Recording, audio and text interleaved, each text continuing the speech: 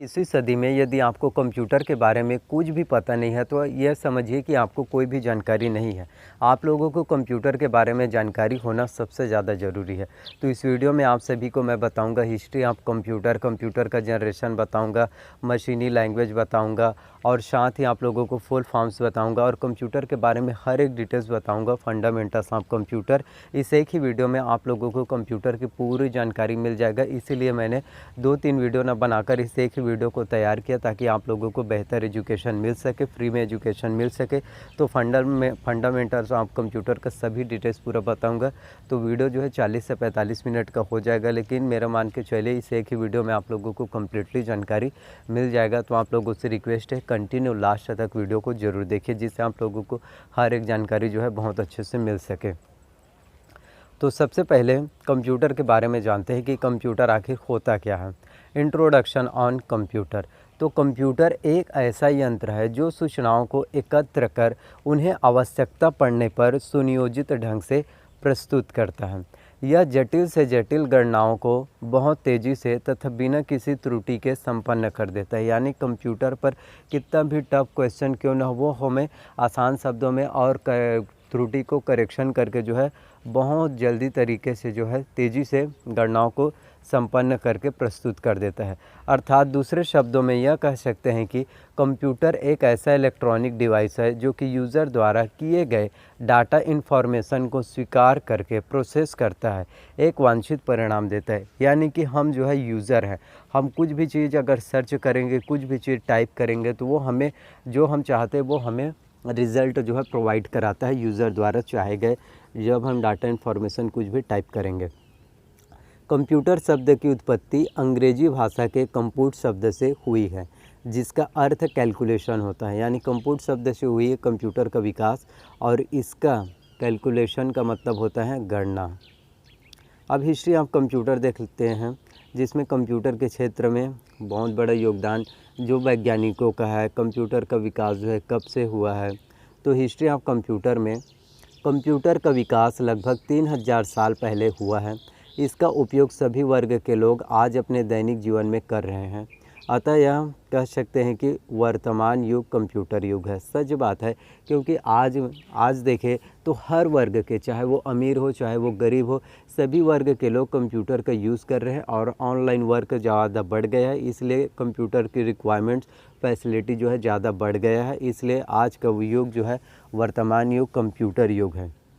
Computer के विकास में अलग अलग वैज्ञानिकों ने अपनी अहम भूमिका निभाया। तो कंप्यूटर का जो विकास हुआ है, आज हम जिस कंप्यूटर का यूज़ कर रहे हैं, बहुत से वैज्ञानिक हैं जिन्होंने अपना अहम इम्पॉर्टेंट रोल निभाया है। उनके वजह से आज हम बेहतर तरीके से कंप्यूटर का यूज़ कर रहे हैं। तो वो वैज्ञानिक कौन कौन से हैं आप लोगों को बताता हूँ। तो सबसे पहले हैं चाइनीज़ पीपल। चाइनीज़ पीपल ने अबेकस नाम के कंप्यूटर का विकास किया। यदि आप जो है गवर्नमेंट जॉब वैकेंसीज़ की प्रिपरेशन करते हैं तो एक क्वेश्चन आपके एग्ज़ाम में पूछा जा सकता है कि अबेकस नाम के कंप्यूटर का विकास किस वैज्ञानिक ने किया, तो चाइनीज़ पीपल ने किया था। इसमें एक लकड़ी के तख्ते पर विभिन्न कड़ियों में मोती का प्रयोग होता था, जो कि तारों का एक फ्रेम होता था। इन तारों में बीट पिरोए रहते थे। यह फ्रेम 2 अलग अलग भागों में बांटा गया था। इस मशीन का सबसे पहले आविष्कार चीन में हुआ, फिर बाद में मिस्र, रोम, जापान तथा भारत जैसे देशों में होने लगा। तो सबसे पहले इस मशीन का आविष्कार जो है चीन में हुआ, फिर अलग अलग देशों में होने लगा।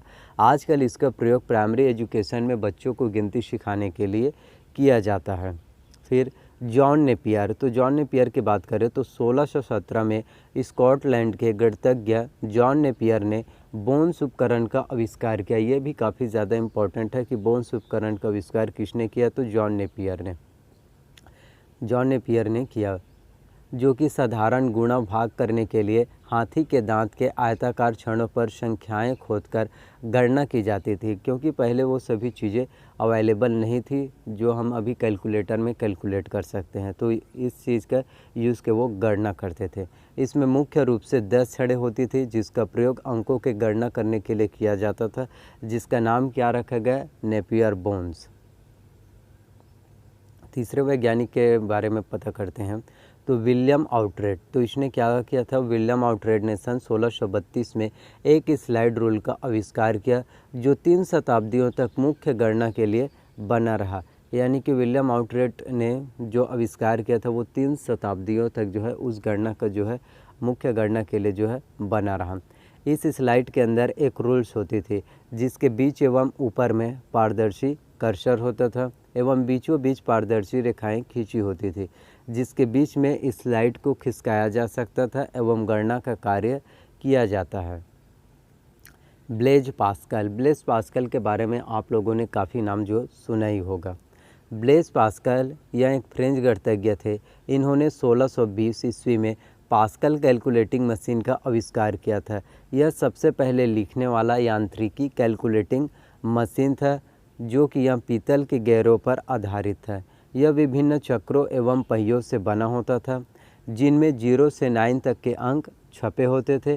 प्रत्येक चक्रों का स्थानीय मान होता था जैसे कि इकाई हो गया, दहाई हो गया, सैकड़ा आदि। पास्कल की इस एडिंग मशीन को पास्कलिंग कहा गया। आज भी कार व स्कूटर के स्पीडोमीटर में यह सिस्टम उपयोग में जो है लाया जाता है।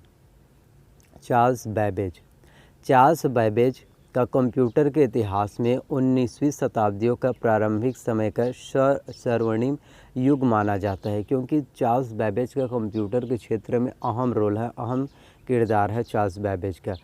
तो चार्ल्स बैबेज ने 1833 में स्वचालित कैलकुलेटर की परिकल्पना की थी जिसमें कृत्रिम मेमोरी एवं दिए गए प्रोग्राम की संगणना जो है आसानी से कर सके। यानी चार्ल्स बैबेज जी ने एक परिकल्पना किया था कैलकुलेटर की कि हम जो है आसानी से गणना कर सके।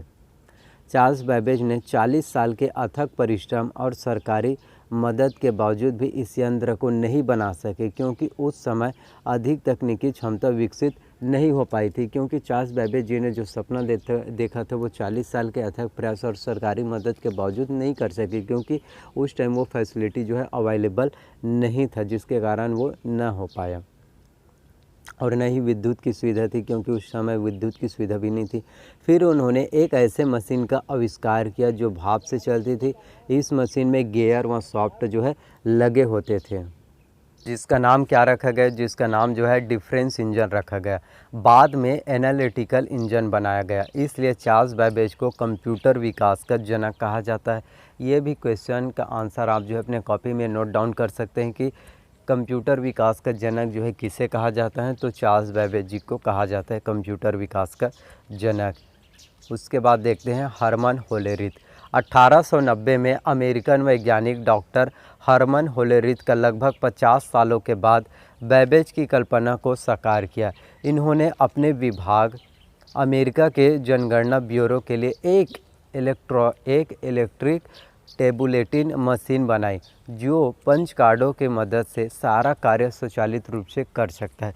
तो इन्होंने क्या किया, जो चार्ल्स बैबेज जी का सिद्धांत था उन्हीं परिकल्पना से इन्होंने वो सोचा कि मैं भी ये चीज़ कर सकता हूँ और उसमें कुछ अलग से एडिशन ऐड कर सकता हूँ। पंच कार्ड में क्या होता था, पंच कार्ड में निर्धारित कोड के अनुसार छेद कर दिए जाते हैं। पंच कार्ड में जहाँ पर छेद होते थे उसे एक एवं छेद नहीं होते थे उसे 0 से प्रदर्शित करते थे। तो उन्होंने क्या किया, जहाँ छेद होते थे उसे 1 से और जहाँ छेद नहीं होते थे उसे 0 से जो है प्रदर्शित करते थे। सन 1896 में हरमन होलेरिथ ने पंच कार्ड यंत्र बनाने की एक कंपनी टेबुलेटिंग मशीन स्थापित किया।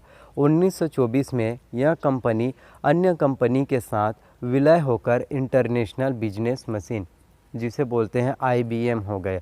आप लोग इसको भी नोट डाउन कर सकते हैं। IBM का full form international business machine.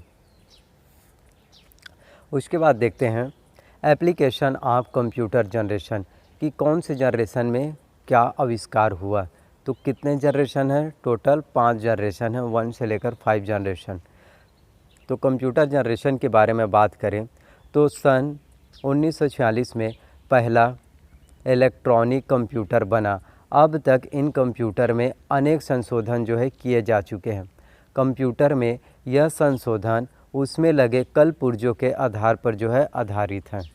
Computer में किए गए संशोधनों को जनरेशन का नाम दिया गया क्योंकि आप लोग देख सकते हैं कि कुछ अगर उसमें नया ऐड हो, कुछ नया वर्जन आया तो उसे क्या बोलते हैं, कुछ अलग से एडिशन, तो उसे बोलते हैं जनरेशन।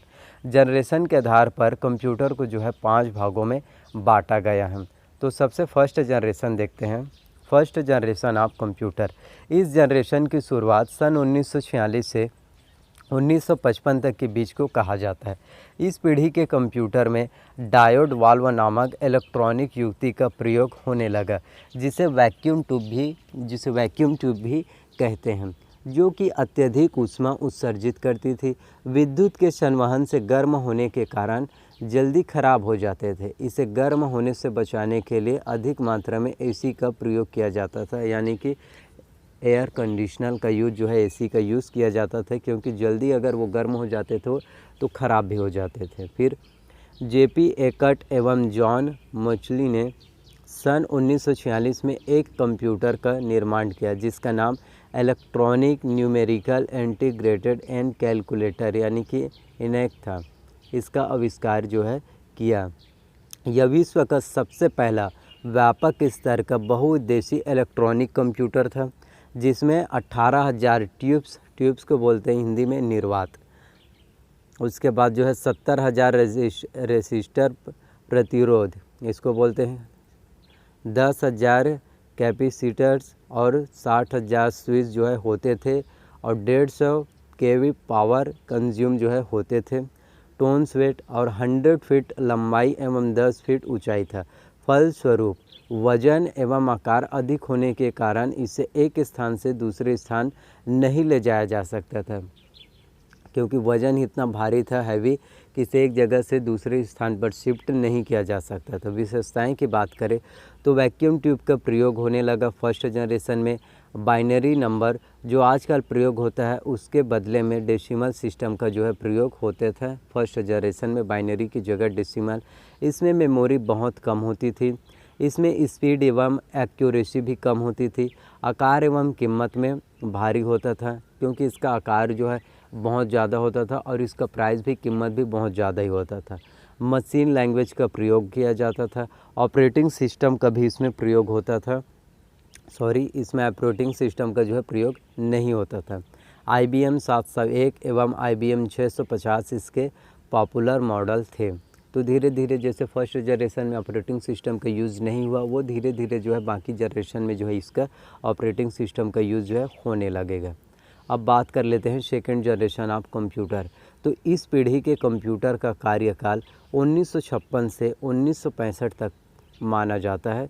सेकेंड जनरेशन, इसमें वैक्यूम ट्यूब की जगह ट्रांजिस्टर का प्रयोग होने लगा। अब इस बात को समझिए कि फर्स्ट जनरेशन में जो है वैक्यूम ट्यूब का यूज़ होता था, लेकिन सेकेंड जनरेशन में वैक्यूम ट्यूब की जगह ट्रांजिस्टर का प्रयोग जो है होने लगा, जिससे कि कंप्यूटर में विद्युत की खपत कम होने लगी। इसमें डाटा स्टोर करने के लिए पंच कार्ड के अलावा मैग्नेटिक टेप एवं डिस्क का प्रयोग होता था। ट्रांजिस्टर का प्रयोग होने से आकार बहुत छोटा हो गया, क्योंकि उसमें फर्स्ट जनरेशन में आकार जो है बहुत बड़ा था। ट्रांजिस्टर के यूज़ से जो है आकार छोटा हो गया, जिससे वजन में भी कमी आई। मशीनी लैंग्वेज एवं असेंबली लैंग्वेज की जटिलताओं से बचने के लिए हाई लेवल लैंग्वेज का यूज़ किया गया, क्योंकि मशीनी लैंग्वेज कोडिंग रहता है और उसमें सभी चीज़ों को अच्छे से समझना इतना आसान नहीं होता, तो उसके जगह जो है हाई लेवल लैंग्वेज का प्रयोग किया जाने लगा। विशेषताएं की बात करें सेकेंड जनरेशन की, तो ट्रांजिस्टर का प्रयोग होने लगा, आकार बहुत छोटा हो गया एवं कीमत में भी कमी आई। इसमें स्पीड एवं एक्यूरेसी भी अधिक बढ़ गई, जो फर्स्ट जनरेशन में था उससे और अधिक बढ़ गई। इसमें मेमोरी अपेक्षाकृत अधिक बढ़ गई। ऑपरेटिंग सिस्टम का प्रयोग इसमें भी नहीं होता था। फर्स्ट जनरेशन में भी ऑपरेटिंग सिस्टम का यूज़ नहीं होता था और सेकेंड जनरेशन में भी नहीं होता। पंच कार्ड के अलावा मैग्नेटिक टैब और रियल का प्रयोग इसमें होने लगा, जिससे कि डाटा स्टोरेज की क्षमता भी बढ़ गई। यूनिवैक 1108 इसके जो है पॉपुलर मॉडल थे। फर्स्ट जनरेशन में अलग पॉपुलर मॉडल और 1108 सेकेंड जनरेशन का जो है यूनिवैक पॉपुलर जो है मॉडल थे। उसके बाद अब बात कर लेते हैं third generation of computer. Computer की थर्ड जनरेशन जो है 1966 से 1975 तक के बीच प्रारंभ हुई थी। इस पीढ़ी के कंप्यूटर में ट्रांजिस्टर के स्थान पर आईसी, जिसे बोलते हैं इंटीग्रेटेड सर्किट, का प्रयोग होने लगा। पहले क्या था, फर्स्ट जनरेशन में वैक्यूम ट्यूब का यूज़ होने लगा, सेकंड जनरेशन में ट्रांजिस्टर का, और थर्ड जनरेशन में जो है ट्रांजिस्टर की जगह आईसी का प्रयोग जो है होने लगा। एक आईसी सैकड़ों कंपोनेंट का कार्य अकेले ही कर सकता था, जिससे वजन एवं आकार में काफ़ी कमी आई एवं विद्युत ऊष्मा की खपत जो पहले की अपेक्षा काफ़ी कम हो गई। पहले जो है विद्युत की खपत जो है ज़्यादा हो रहा था। इसमें गणना करने के लिए नैनो सेकंड का समय लगता था, क्योंकि जब हम आईसी का यूज़ कर रहे हैं उसके बाद जो है गणना करने के लिए भी ज़्यादा समय नहीं लगता, जल्दी से हो जाता है। इसे डेस्कटॉप कंप्यूटर भी कहा जाने लगा।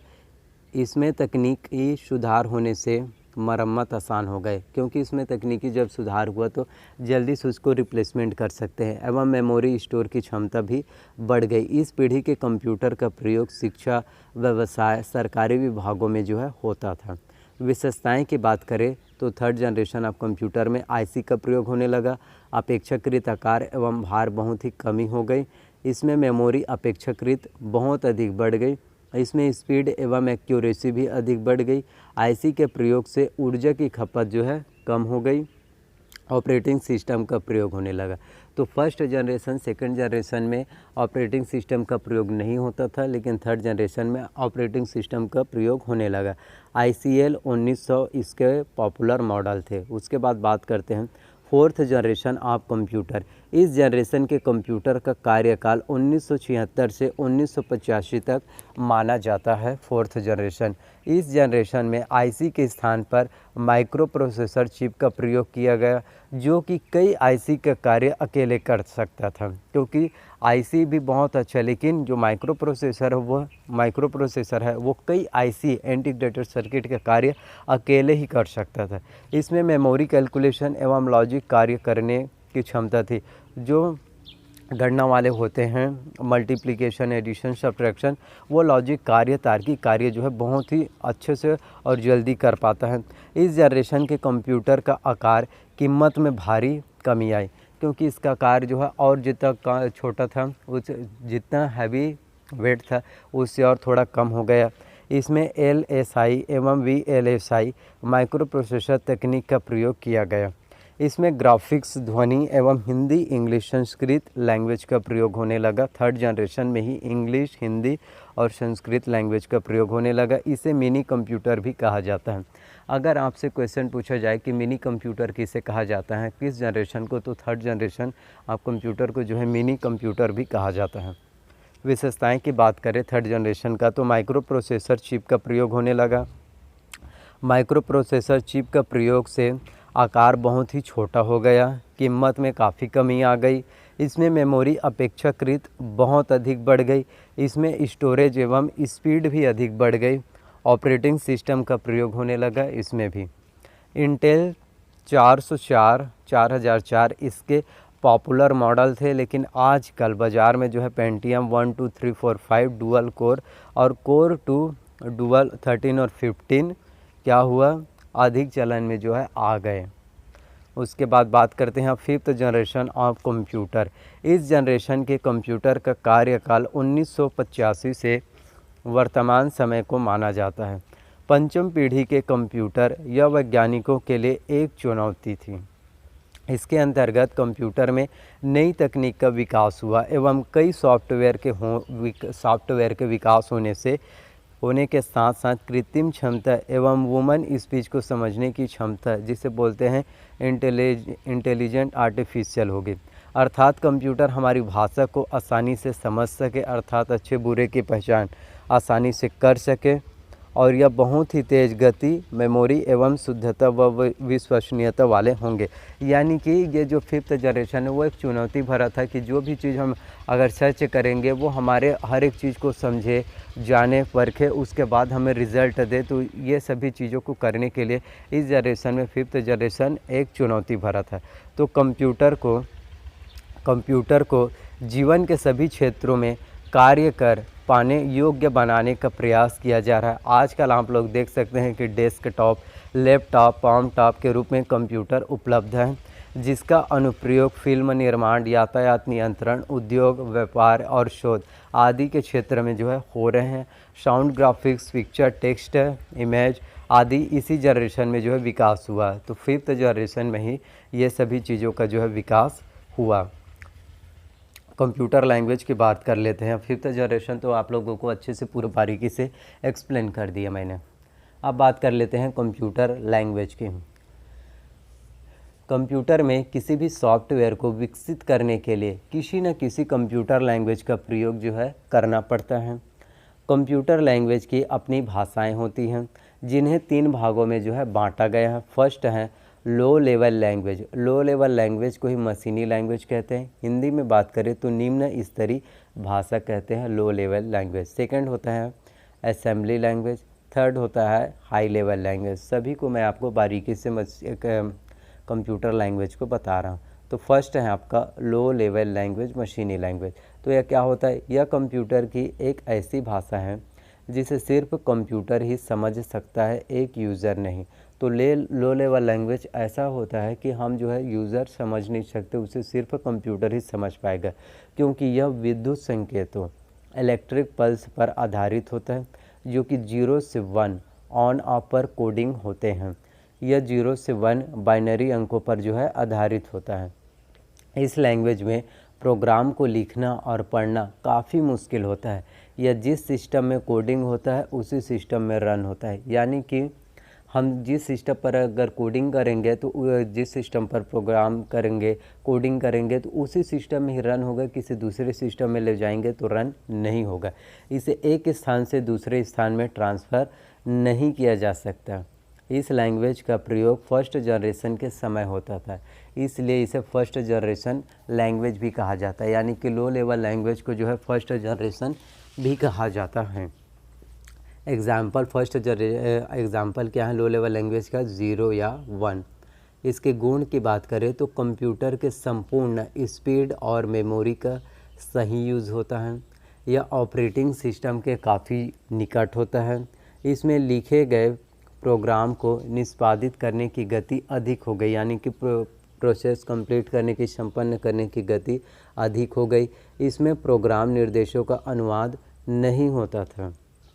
और इसके दोष की बात करें तो प्रोग्रामर को जो है कोड नंबर याद रखने पड़ते हैं कि कौन सा कोड है।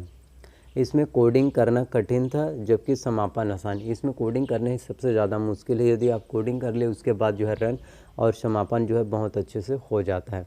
इसे छोटी एवं सामान्य प्रोग्राम के लिए प्रयोग किया जाता था। निर्देशों में जटिलता होती थी, जिससे कि समुचित उपयोग नहीं होता था। यह जिस कंप्यूटर में कोडिंग होता था उसी कंप्यूटर में रन होता था। यह है इसकी मेन खासियत कि जिस कंप्यूटर में कोडिंग होगा उसी सिस्टम में रन होगा। Second, assembly language. Machine language की जटिल प्रोग्राम को दूर करने के लिए इस लैंग्वेज का प्रयोग किया गया। इसमें अल्फ़ा न्यूमेरिक सिंबल का प्रयोग किया गया था, जिसमें क्रियात्मक संकेतों को न्यूमेरिक कोड में व्यक्त किया जाता था, जिन्हें मानव मस्तिष्क आसानी से समझ सकता था। इस लैंग्वेज को 1950 में इंट्रोड्यूस किया गया था, जिसे यूज़र आसानी से समझ सकता था। एग्जाम्पल की बात करें तो जोड़ना, घटाना, एडिशन, सब्ट्रैक्शन, मल्टीप्लिकेशन, गुणा भाग करने के लिए। गुण की बात करें इंपॉर्टेंस की, तो यह इंग्लिश लैंग्वेज से काफ़ी मिलती जुलती हैं। यह अपेक्षाकृत आसान लैंग्वेज है। इसमें प्रोग्रामर की समय की बचत होती है। निर्देशों में त्रुटियां कम होती हैं। मशीन लैंग्वेज की अपेक्षा निर्देशों में बदलाव जो है शीघ्रता से किया जा सकता है। दोष की बात करें तो यह लैंग्वेज सरल किंतु प्रोग्रामर को समझने में कठिन होता था। यह लैंग्वेज तो सरल होता था लेकिन प्रोग्रामर को समझने में जो है कठिन होता था। इस लैंग्वेज में भूल त्रुटियों को ढूंढना कठिन होता है। इसमें प्रोग्राम तैयार करते समय कंप्यूटर के आंतरिक संरचना और मेमोरी स्थितियों की अच्छी जानकारी जो है होना आवश्यक होता है। इसे जिस कंप्यूटर पर कोडिंग किया जाता था उसी कंप्यूटर में रन किया जा सकता है। जैसे कि फर्स्ट जनरेशन में होता था वैसे ही इसमें भी होता है। तो ये आपका जो है computer language, low level language, assembly language. अब ये होता है थर्ड आपका high level language. High level language अर्थात थर्ड जनरेशन कंप्यूटर। तो हाई लेवल लैंग्वेज को थर्ड जनरेशन कंप्यूटर भी कहा जाता है। यह एक यूज़र लैंग्वेज है, इसे समझना एवं सीखना आसान है। यह लैंग्वेज इंग्लिश भाषा के काफ़ी निकट है। इसे साल 1960 में जो है विकसित किया गया था हाई लेवल लैंग्वेज को। यह मशीनी कोड 0 या 1 में ना होकर इंग्लिश लैंग्वेज में होती थी और जो लो लेवल लैंग्वेज था वो 0 या 1 होता था। तो ये high level language machine English language में होती थी। इसमें बने प्रोग्राम को दूसरे कंप्यूटर में रन किया जा सकता है। ये सबसे खासियत और बहुत अच्छी चीज़ है जो फर्स्ट और सेकेंड और low level language assembly language में नहीं होता था, वो हाई लेवल लैंग्वेज में दूसरी जगह यूज़ कर सकते थे।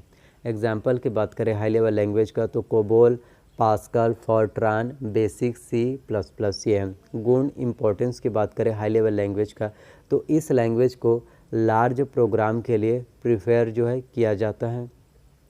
इसमें अच्छा एवं आसान डॉक्यूमेंटेशन संभव है। इसे एक से अधिक कंप्यूटर में रन किया जा सकता है। यह एक यूज़र के आसानी से समझ में आ जाता है। दोस्त की बात करें तो हाई लेवल लैंग्वेज के प्रोग्राम को कंप्यूटर में क्रियान्वित करने से पहले मशीन लैंग्वेज में अनुवादित करना जो है आवश्यक होता है। कोडिंग करने के लिए इसमें समय लगता है। फिर आप लोगों को हाई लेवल लैंग्वेज को जो है types of high level language किसके प्रकार क्या हैं तो Fortran, BASIC, Pascal, COBOL, C language, C++। इसको भी मैं आप लोगों को बता देता हूँ। तो फॉर्ट्रान क्या है, इसे फार्मूला ट्रांसलेशन कहते हैं। IBM ने साल 1951 में इस उच्च स्तरीय भाषा का आविष्कार किया। यह प्रथम हाई लेवल लैंग्वेज है। इसका यूज़ वैज्ञानिक, रिसर्च एवं इंजीनियरिंग के कार्यों के लिए जो है किया जाता है। यह कंपाइल्ड लैंग्वेज है। बेसिक की बात करें तो यह शब्द beginners all purpose symbolic instructions code यानी कि बेसिक से मिलकर बना है। यह माइक्रो कंप्यूटर में बहुत अधिक यूज़ किए जाने वाली और सीखने में सरल जो है हाई लेवल लैंग्वेज है। इस लैंग्वेज का प्रयोग 1964 में किया गया था। इस लैंग्वेज का यूज़ बहुत से ऑनलाइन एप्लीकेशन के लिए प्रयुक्त किया जा सकता है। बेसिक लैंग्वेज के प्रोग्राम को मशीन लैंग्वेज में अनुवादित करने के लिए इंटरप्रेटर का यूज़ जो है किया जाता है। पास्कल की बात करें तो इस लैंग्वेज का नाम महान गणितज्ञ ब्लेस पास्कल के नाम पर जो है रखा गया। इसे निकोलस रिथ ने 1970 में विकसित किया गया था। इसका प्रयोग सिस्टम सॉफ्टवेयर को तैयार करने के लिए किया गया था। यह लैंग्वेज एक ब्लॉक स्ट्रक्चर लैंग्वेज है।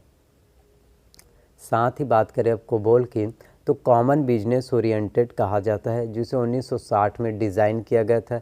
इसका पहला वर्जन था वो था कोबोल 60। इसका प्रयोग बड़ा बिजनेस एप्लीकेशन के रूप में किया जाता है।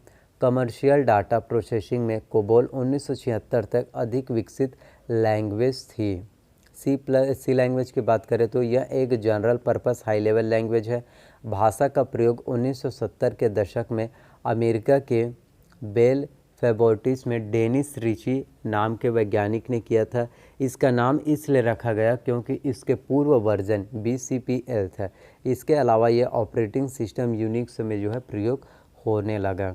यह बहुत ही उपयोगी और बहुत ही अच्छा लैंग्वेज है। C++ की बात करें तो यह एक जैसी समस्याओं को बार बार हल करने से प्रोग्राम में होने वाले प्रॉब्लम को दूर करने के लिए इस लैंग्वेज का प्रयोग किया जाता था। यानी कि बार बार यदि कुछ त्रुटियां हो रही है तो उसको सही करने के लिए C का अगला वर्जन जो है C++ था। अब मैं आप लोगों को फुल फॉर्म्स के बारे में बताता हूँ जिसे आप लोगों को जानना ज़रूरी है। फुल फॉर्म्स की बात करें तो सबसे पहले है ADSL मतलब कि asymmetric digital subscriber line, AGP यानी कि accelerated graphics port, ALI Acer Labs incorporated, ALU arithmetic logic unit, AMD advanced micro devices, APC मतलब कि American power conversion, ASCII American standard code for information interchange, ASIC application specific integrated circuit. ये full form में आपके competition exam में आ सकते हैं। ASPI का advanced ACSI programming interface, AT advanced technology, ATI का मतलब होता है technologies, ATX advanced technology extended, ANSI American national standard institute, ALGDL मतलब algorithm language, BFG technologies, BIOS का basic input output system, BSC का barrel nut connector, BSNL Bharat Sanchar Nigam limited, BSN boot sector virus, BCPL basic combined programming language, BASIC का beginners all purpose symbolic instructions code, BIT का full form binary digit, BCD का binary code decimal, BCR का bar code reader, COPA का computer operator and programming assistant, CAS का column address signal, CD का compact disc, CDR का compact disc recorder, CDRW का compact disc read write, CD-ROM का compact disc read only memory, CFM का cubic feet per minute, CMOS का complementary metal oxide semiconductor, CPU का central processing unit, CTX का CTX technologies corporation, CMI का computer management instructions, CRT का cathode ray tube, CRO का cathode ray oscilloscope, CPL का computer programming language, CMC का computer maintenance corporation, COBOL का common business oriented language, CAD का computer aided design, CAM का computer aided manufacture, CPM का controlled program microprocessor, DDR का double data rate, DTP का desktop publication, DBMS का database management system, DIPS का data information processing system, DMP का dot matrix printer, DMA का